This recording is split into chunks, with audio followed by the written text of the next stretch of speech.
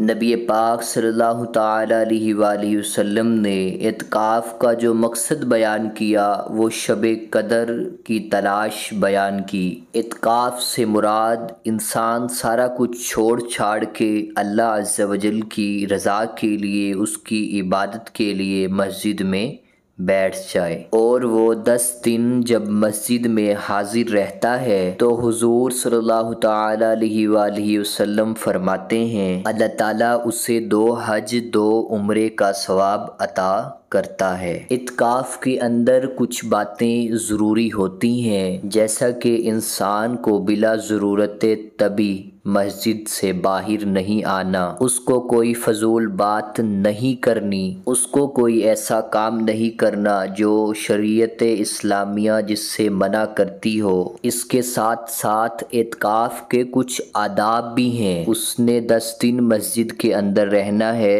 آخر اس نے کرنا کیا ہے؟ ہمارے ہاں لوگ مسائل پوچھ لیتے ہیں اور مسائل پوچھنے کے بعد اس کی گنجائش سے بہت فائدہ اٹھاتے ہیں۔ اس میں کوئی شک نہیں ہے کہ باہر سے آنے جانے والے آدمی کے ساتھ آپ گفتگو کر سکتے ہیں، ضرورت کے تحت آپ ٹیلی فون پر بھی بات کر سکتے ہیں، لیکن اگر آپ نے یہی کام کرنا تھا، بہت زیادہ وقت اسی میں ضائع کرنا تھا، تو آپ پہلے سے باہر موجود تھے۔ اعتکاف میں آنے کا مقصود تو اللہ کی یاد ہے۔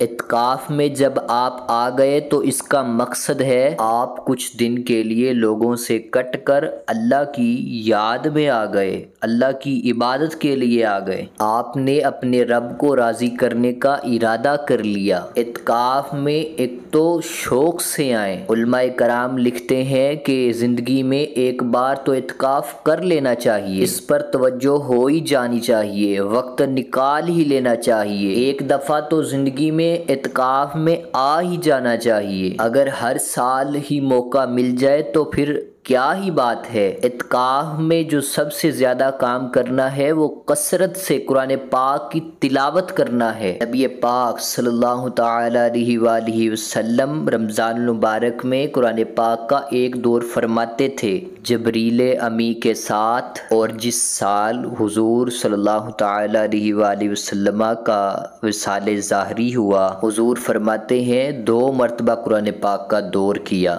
2 دفعہ حضور صلی اللہ تعالیٰ علیہ وآلہ وسلم نے ان کو قرآن پاک سنایا، اور 2 مرتبہ انہوں نے نبی پاک کو قرآن پاک سنایا۔ اس کے ایک پہلو پر اور توجہ کی جائے کہ قرآن پاک کو پڑھنا بھی ضروری ہوتا ہے، بلکہ صحیح پڑھنا، تلفظ کے ساتھ پڑھنا ضروری ہوتا ہے۔ ام المومنین حضرت سیدہ طیبہ طاہرہ عابدہ زاہدہ عائشہ صدیقہ رضی اللہ تعالی عنہا روایت فرماتی ہیں کہ رسول اکرم صلی اللہ تعالی علیہ وآلہ وسلم رمضان المبارک کے آخری عشرہ یعنی آخری 10 دن کا اعتکاف فرمایا کرتے، یہاں تک کہ اللہ عز و جل نے حضور جان جانا صلی اللہ تعالی علیہ وآلہ وسلم کو وفات ظاہری عطا فرمائی۔ پھر آپ صلی اللہ تعالی علیہ وآلہ وسلم کے بعد آپ صلی اللہ تعالی علیہ وآلہ وسلم